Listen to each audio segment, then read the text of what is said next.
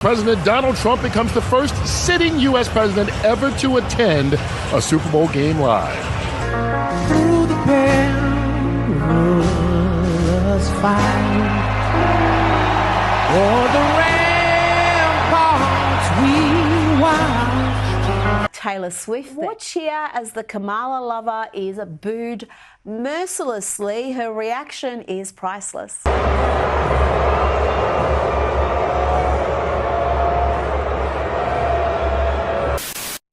Could anyone have predicted a year ago that Trump would get cheered and Taylor Swift would get booed at the Super Bowl?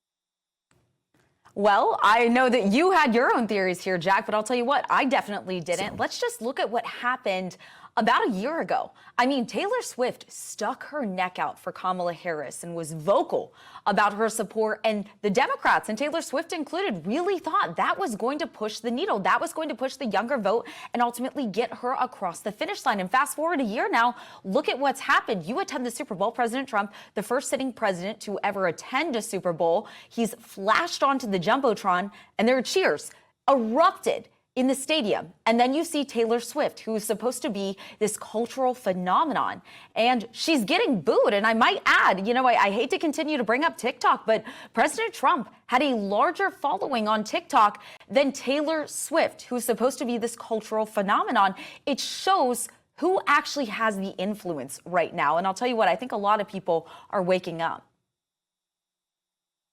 No, I think that's right. So what do you account for this? Do you think that this is what I'm saying?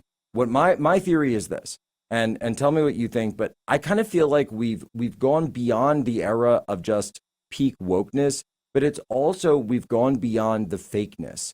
And there was something about, and this is what I got, you know, people got all mad at me last year for saying it, but there's something about Taylor Swift and Travis Kelce that to me, it just seems fake. It seems artificial. It feels like corporate media is pushing this on us.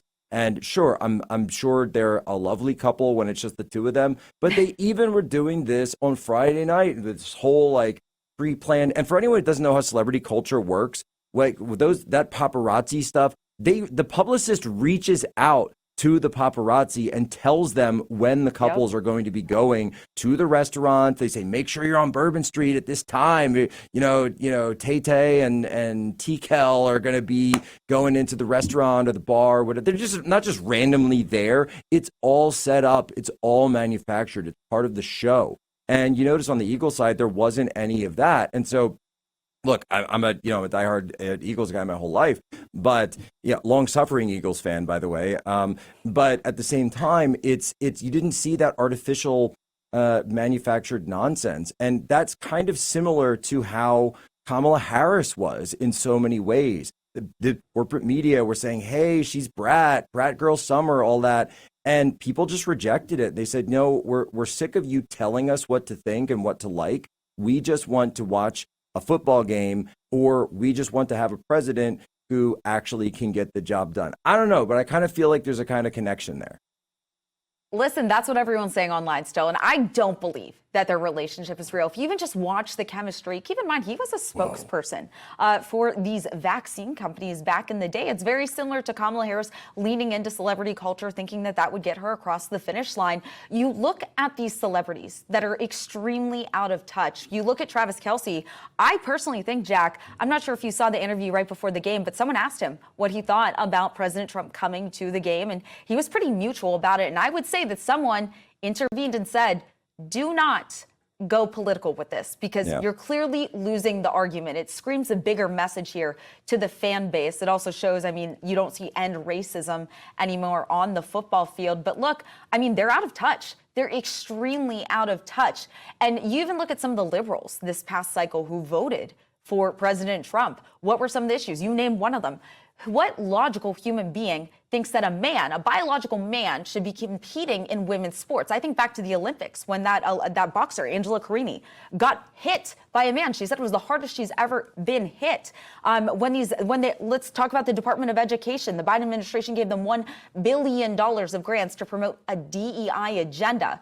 Well, look at our education. Look at our reading comprehension levels for kids. I mean, we should be focusing on the basics here, not DEI programs. It's gone too far. And the Liberal Party right now is lost. And they thought, I think, that they can lean into celebrity culture. They could tap into people like Taylor Swift and honestly even Travis Kelce. So true. And it didn't work. And that's also why I think right now they are in shambles. You said it, Brat Summer, those free concerts with all the celebrities, Megan Thee Stallion coming out and shaking her butt. I'm not going to repeat the lyrics. I don't know if I'll get in trouble for that. It didn't work. People don't care. Don't worry, Rob. Don't worry, Rob. We'll dump it with if Michelle starts going Megan Thee Stallion on us here. Don't worry, Rob. PG. Parker, get your hand over the button. No, but you're right. By the way, my brother and I went to her last concert in Philly. So there's a whole Philly connection there. Whoa. Why were you at her concert? Because we infiltrated it we were doing these infiltration ops there at the end of the campaign, and we were wearing the White Guys for Kamala Harris hats. And then we got all the way down, surrounded with the crowd, and we switched it with our MAGA hats and started lighting everybody up. It was fantastic. There it is. We did the same thing at the Eagles game.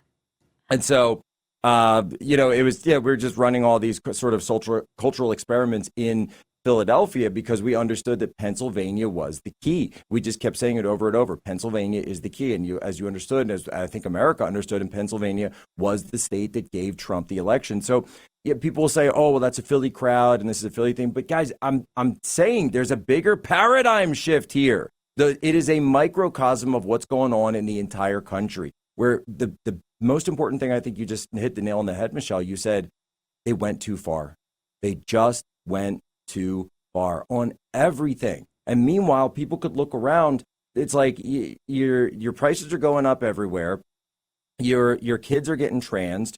Crime is going up all over the place. And you turn on the TV and they're telling you that you're a racist because you don't want to go along with it. And people are just like, I'm sick of this. I want to get out of this, this labyrinth, this prison, this hall of, funhouse hall of mirrors that I'm stuck in, where it just seems like everything is crazy. White Boy Summer, Jack. And that was a huge success. And I think part of that was because white men were villainized for so long. Immediately, they were called racist. They were called homophobes. They were called all these names without the backing behind it. And how long can you take that? How long can any human being take that? I mean, that was another thing where people got very upset with myself and my brother for having a couple of pink hats and going out in some pit vipers and putting it out there. But it was as simple as that. No one had ever gone to the demographic of young white men and said to them, hey, guys, you matter too. And you know what? There's nothing wrong with being who you are. By the way, I'm the father of two young white boys, and they haven't done anything to anyone. And they don't deserve to be blamed for whatever is going wrong with certain demographic groups or whatever, perceived, disparate impacts and the way the country is. They've never done anything to anyone. They're 6 and 4. And yet I can already see how the deck is stacked against them. So it's complete nonsense. It's a complete joke. And we're done. We're just totally done. And it's white boy summer forever. And that's just how it's going to be. It's great. And by the way, it's for everybody. I keep saying this. It's for everybody. It's just a way of saying hey guys, we can have fun too. And there's nothing wrong with that.